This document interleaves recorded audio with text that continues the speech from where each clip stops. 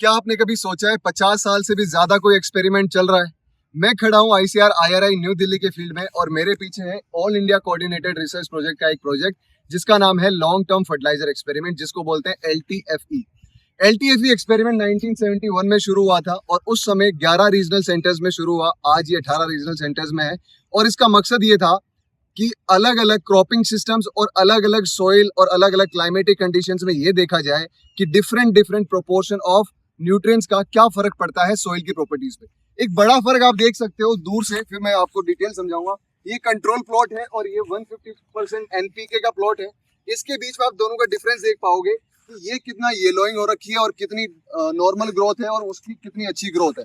इस एक्सपेरिमेंट से तीन मेजर चीजें निकल के आती है और भी बहुत सारी है। तीन मेजर चीजें ये है कि आप ये देखिए कि केमिकल प्रॉपर्टीज या जो डिफरेंट एनपीके का जो रेशियो है वो आपकी क्रॉप ग्रोथ को एनहेंस करता है, आपको सबको पता है। लेकिन ये आप दिमाग में ये बैठा लेते हैं ना लोग कि एनपीके का यूज करेंगे तो सोइल प्रॉपर्टीज खराब हो जाएगी। ऐसा इस एक्सपेरिमेंट में कंप्लीटली डिनाई किया है। इस एक्सपेरिमेंट ने ये कहा है कि अगर आप सिर्फ और सिर्फ नाइट्रोजन की एप्लीकेशन अलोन करते हो या फॉस्फोरस का अलग डोज देते हो तो सोइल प्रॉपर्टी जरूर खराब हो सकती है या माइक्रो ऑर्गेनिज्म जरूर खराब हो सकते हैं। लेकिन अगर आप बैलेंस प्रोपोर्शन में एनपीके, माइक्रो न्यूट्रिएंट्स, एफआईएम सबका अगर एक साथ एप्लीकेशन करते हो तो वो क्रॉप ग्रोथ के लिए भी अच्छा है और फिजिकल प्रॉपर्टीज और सोइल हेल्थ के लिए भी अच्छा है।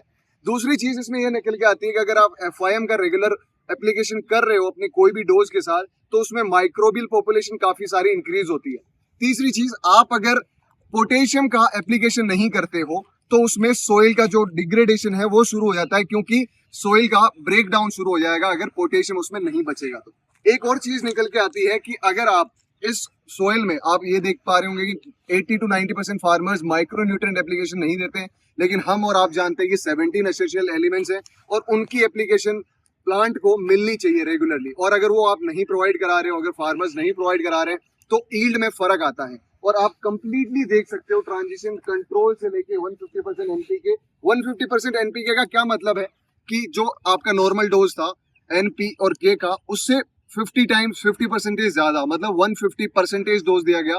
और यही 53 साल से एक्सपेरिमेंट चल रहा है 18 रीजनल सेंटर्स में और ये बहुत ही बड़ी फाइंडिंग है। और इसी के बेस पे इसका सिग्निफिकेंस क्या है आज इंडिया में? इसका सिग्निफिकेंस ये है कि इसी के बेस पे हम ये डिसाइड करते हैं कि कितनी डोज देनी है, क्या सोइल प्रॉपर्टीज में फर्क पड़ रहा है। बिकॉज 1 या 2 साल के एक्सपेरिमेंट से आप ये नहीं बता सकते कि क्या सोइल प्रॉपर्टीज में फर्क पड़ रहा है, क्या ग्रोथ में फर्क पड़ेगा।